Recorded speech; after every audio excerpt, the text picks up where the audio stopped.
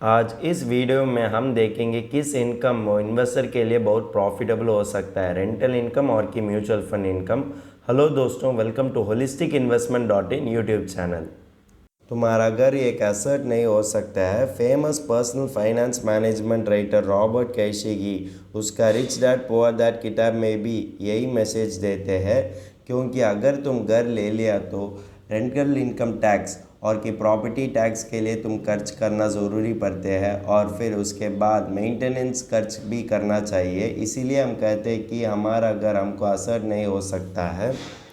अगर आप देखेंगे तो एक साल में रेंटल इनकम वजह से तुमको 3% रिटर्न ही मिलते हैं। अगर आपके पास कमर्शियल बिल्डिंग है तो तुम्हारा रिटर्न 5 से 7% होते हैं, लेकिन ज़्यादा लोग के पास कमर्शियल बिल्डिंग नहीं होते क्योंकि वो बनाने के लिए करोड़ से करोड़ खर्च करना पड़ेगी।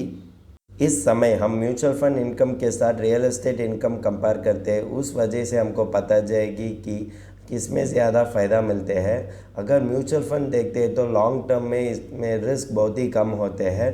म्यूचुअल फंड रियल एस्टेट से हमको बेटर फ्लेक्सिबिलिटी देते हैं और एनकैशिंग वजह से सोचते हैं तो म्यूचुअल फंड ही अच्छी तरह होते हैं। और ब्रोकरेज फ़ी, अगर आप म्यूचुअल फंड को एक साल से पहले बेच दिया तो तुमको 0.5% से 1% खर्च लेते हैं, लेकिन दूसरे साल से तुमको कोई भी खर्च नहीं है म्यूचुअल फंड बेचने में। रियल एस्टेट उसी तरह नहीं थे, तुम किसी समय से बेचते हैं तो भी तुमको 2% खर्च लेते हैं।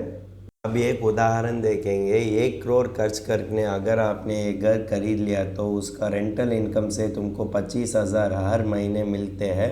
वो होते हैं कि 3% रिटर्न एनुअली। वही 1 करोड़ अगर आपने इक्विटी फंड्स में इन्वेस्ट किया तो तुमको हर साल 12% ऑन एन एवरेज मिलते हैं। अगर आपने हाइब्रिड फंड में इन्वेस्ट किया तो तुमको 10% रिटर्न मिलते हैं और डेब्ट फंड में इन्वेस्ट किया तो तुमको 6 से 8% तक रिटर्न दे सकते हैं। यह सवाल होते हैं कि रेंटल इनकम और कि म्यूचुअल फंड इनकम सभी इन्वेस्टर्स के लिए सूटेबल हो सकता है। अगर आप ज़्यादा रिस्क लेते हैं तो तुम इक्विटी म्यूचुअल फंड में इन्वेस्ट कर सकते हैं और उससे भी कम रिस्क लेना चाहते हैं तो डेब्ट फंड्स और हाइब्रिड फंड में इन्वेस्ट कर सकते हैं। अगर देखेंगे तो म्यूचुअल फंड में यह ऑप्शन भी है कि SWP, ये होता है कि सिस्टमैटिक विड्रॉयल प्लान। अगर आपने एक इन्वेस्टर 1 करोड़ से इन्वेस्टमेंट वैल्यू हो तो हर महीने 25,000 विड्रॉ कर सकता है।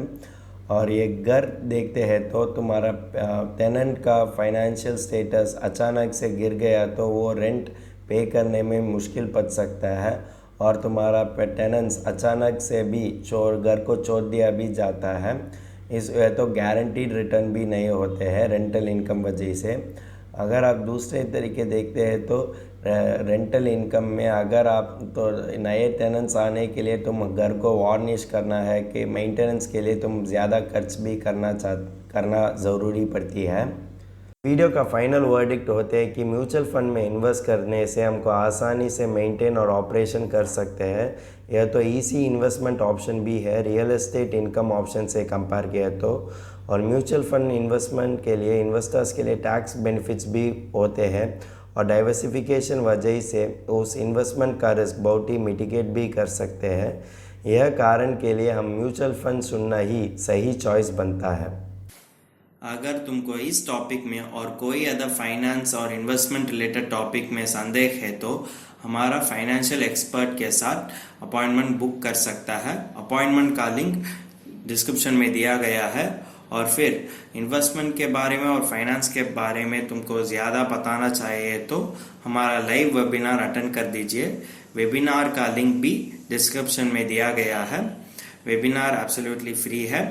इस वीडियो तुमको पसंद है तो लाइक कर दीजिए, फ्रेंड्स के साथ शेयर कर दीजिए और ज़रूर सब्सक्राइब कर दीजिए। धन्यवाद।